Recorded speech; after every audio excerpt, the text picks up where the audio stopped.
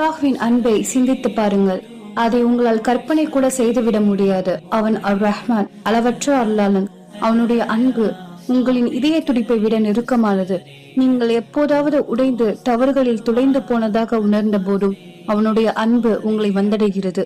இறை நம்பிக்கையாளர்களுக்கு மட்டும் அவன் அருள் புரிவதில்லை, மாறாக பூமியில் அவன் படைத்த அனைவற்றின் மீதும் அவன் அன்பு செலுத்துகிறான்.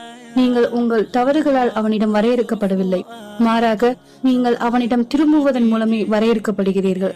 அவனுடைய கருணை உங்களுடைய பாவத்தை விட பெரியது.